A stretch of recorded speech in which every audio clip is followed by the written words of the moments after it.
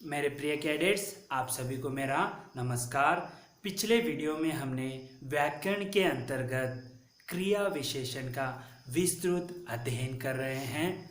तो क्रिया विशेषण, एक जगह क्रिया है और दूसरी जगह विशेषण। चलने की जो क्रिया है उसे हम क्रिया कहते हैं। विशेषण जो है उनके जो शब्दों का विशेषता बताता है। यहाँ पर क्रिया की विशेषता बताने वाले शब्दों को हम क्रिया विशेषण कहते हैं। तो यहाँ पर क्रिया का जो है 3 भागों के अंतर्गत वर्गीकरण किया गया है। पहला है अर्थ के आधार पर वर्गीकरण, दूसरा है रूप के आधार पर वर्गीकरण और तीसरा है प्रयोग के आधार पर वर्गीकरण। तो हमने अर्थ के आधार पर वर्गीकरण जो है उसका अध्ययन कर रहे हैं। इस अर्थ के आधार पर जो है इसके तहत 4 प्रकार आते हैं, जैसे स्थानवाचक क्रिया विशेषण, कालवाचक क्रिया विशेषण, परिमाणवाचक क्रिया विशेषण और चौथा है रीतिवाचक क्रिया विशेषण। तो अर्थ के आधार पर हम अध्ययन कर रहे हैं। पिछले वीडियो में हमने जो है इसके 4 प्रकारों में से 2 प्रकारों पर विस्तृत अध्ययन किया। जैसे स्थानवाचक क्रिया विशेषण, क्रिया की घटित जो स्थान है, वो जो स्थल है, उसका जो ज्ञान मिलता है उसे हम स्थानवाचक क्रिया विशेषण कहते हैं। जैसे यहाँ, वहाँ, ऊपर, नीचे, ये जो शब्द हैं आदि शब्द, यह स्थानवाचक, जो देखिए बच्चे ऊपर खेल रहे हैं, स्थान को सूचित कर रहा है। आप बाहर बैठो, तो बाहर बैठने की जो क्रिया है स्थानवाचक क्रिया विशेषण है। इस प्रकार स्थानवाचक क्रिया विशेषण का अध्ययन किया। दूसरा है कालवाचक क्रिया विशेषण। कालवाचक यानी क्रिया का व्यापार या घटना का समय बताए, समय वहाँ पर समय बताता है, उसे हम कालवाचक क्रिया विशेषण कहते हैं। जैसे आज, कल, परसों, पहले, अब तक, ये जो शब्द हैं आदि शब्द, यह कालवाचक क्रिया विशेषण में आते हैं। जैसे राम कल मेरे घर आएगा, यह जो है कालवाचक समय जो है बता रहे हैं। ऐसे शब्द जो हैं कालवाचक क्रिया विशेषण कहलाते हैं। इस तरह हमने विस्तृत जो है 2 प्रकारों पर पिछले वीडियो में हमने अध्ययन किया। आज हम बाकी 2 जो क्रिया विशेषण के प्रकार हैं उसे आज हम देखने वाले हैं। तो तीसरा प्रकार है परिमाणवाचक क्रिया विशेषण। तो इसे हम परिभाषा के देखकर अध्ययन करेंगे, जो इस प्रकार है। जिन अविकारी शब्दों से क्रिया के परिमाण, जैसे देखिए अविकारी यानी आपको ध्यान में आना चाहिए, लिंग वचन के आधार पर जो है शब्दों में बदलाव नहीं आता, उसे हम अविकारी शब्द कहते हैं। तो शब्दों से क्रिया के परिमाण और उनकी संख्या का पता चलता है। एक तो परिमाण है, दूसरा है संख्या।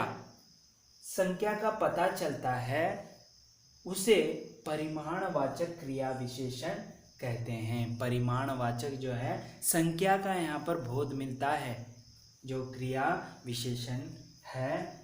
तो दूसरे वाक्य में हम देखेंगे, जैसे उदाहरण है यहाँ पर, बहुत, अधिक, पूर्णतया, कुछ, थोड़ा, काफी, केवल, इतना, उतना, कितना, थोड़ा थोड़ा, एक एक करके, जरा, खूब, बिल्कुल, ज़्यादा, अल्प, बड़ा, भारी, लगभग, क्रमशः आदि जो हैं संख्या का। एक तो जो अनिश्चित संख्यावाचक यहाँ पर जो है समझ में आता है, बहुत, अधिक, कितना, प्रमाण, परिमाण जो है यहाँ पर आपको, यहाँ पर ये जो शब्द हैं परिमाणवाचक क्रिया विशेषण के शब्द कहलाते हैं। इसके हम कुछ उदाहरण भी देखेंगे अभी। जैसे कि यहाँ पर देखिए उदाहरण है,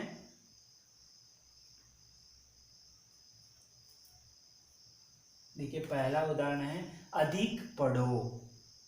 तो पढ़ने की जो क्रिया है कैसी है, जो यहाँ पर परिमाण जो है अधिक है, जो है यह परिमाण है। दूसरा है ज्यादा सुनो। ज्यादा जो है सुनने की जो क्रिया है वो ज्यादा है, यह परिमाणवाचक क्रिया विशेषण कहलाता है। आगे उदाहरण है जैसे यहाँ पर देखो कम बोलो। बोलने की जो क्रिया को परिमाण क्या है, कम बोलना है, संख्या यानी परिमाण जो है बता रहे हैं, कितना बताना है।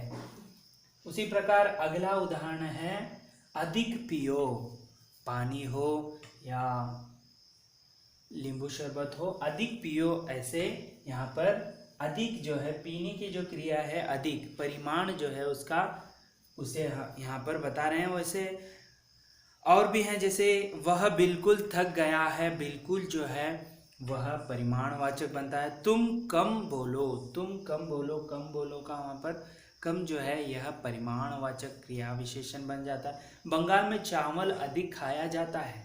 तो चावल जो है यह अधिक जो है यह परिमाण जो है बता रहा है, क्वांटिटी जो है बता रहा है, इसीलिए ये परिमाणवाचक के तहत आने वाले उदाहरण हैं। यहाँ पर अधिक, कम, जैसे अधिक, ज़्यादा, ये सब जो हैं परिमाणवाचक के उदाहरण हैं। यहाँ पर आपको क्वांटिटी या संख्या की पता चलता है। वो वैसे क्रिया का जो विशेषता बताते हैं उसे हम, जैसे यह परिमाणवाचक क्रिया विशेषण है। जो क्रिया है पीना या बोलना, इसे कैसे, उसकी विशेषता कैसी है, कम, अधिक, ऐसी विशेषता है। इसीलिए परिमाणवाचक क्रिया विशेषण को हमने परिभाषा के अंतर्गत इसके उदाहरण से हम इसके जो है इसके बारे में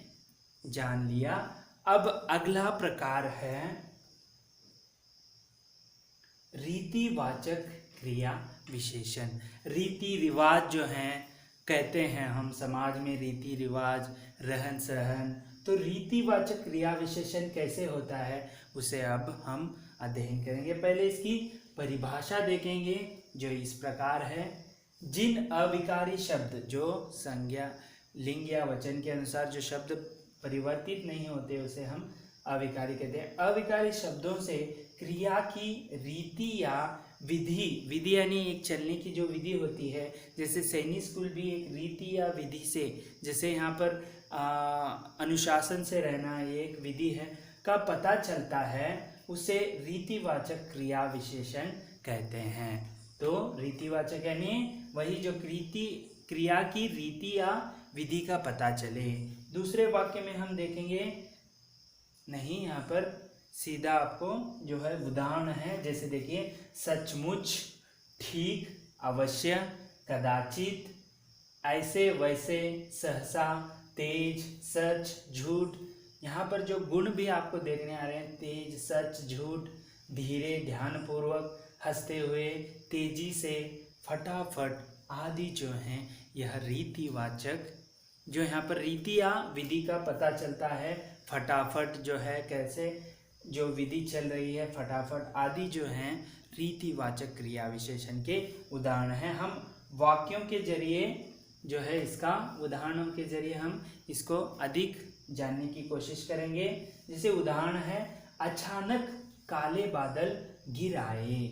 जो अचानक है रीतिवाचक है, विधि को बता रहे हैं। कादल बादल तो गिर आए हैं, लेकिन अचानक जो शब्द है ये रीतिवाचक में आ जाता है। उसी प्रकार यहाँ पर देखो, हरीश ध्यानपूर्वक पढ़ रहा है। जो विधि को बता रहा है, हरीश पढ़ रहा है, लेकिन कैसे पढ़ रहा है, ध्यानपूर्वक पढ़ रहा है।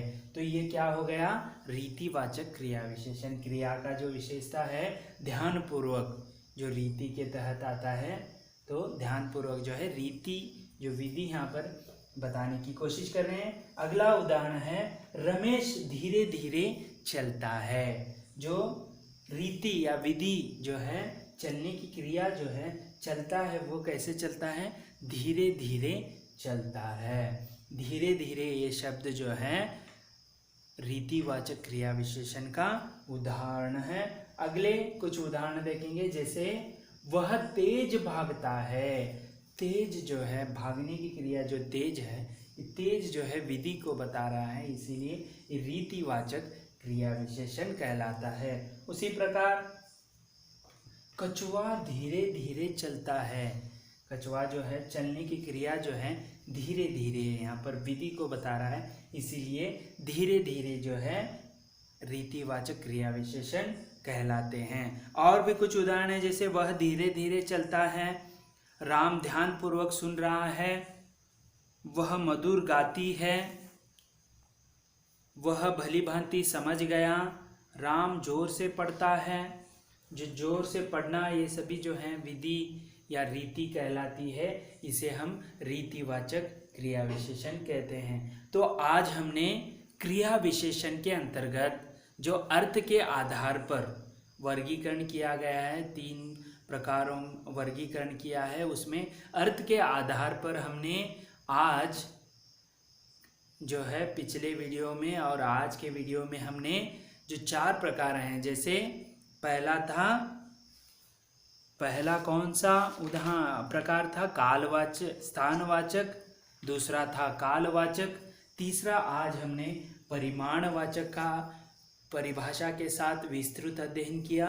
उसके साथ साथ रीतिवाचक क्रिया विशेषण का भी हमने परिभाषा के अंतर्गत और उसके साथ साथ उदाहरणों के साथ साथ हमने जो अर्थ के आधार पर 4 प्रकार हैं, उनका आज हमने विस्तृत अध्ययन किया। अगले वीडियो में हम जो 3 वर्गीकरणों में से दूसरा है रूप के आधार पर किस प्रकार वर्गीकरण किया गया है, उसका अध्ययन करेंगे। तब तक के लिए धन्यवाद। आपका दिन मंगलमय हो।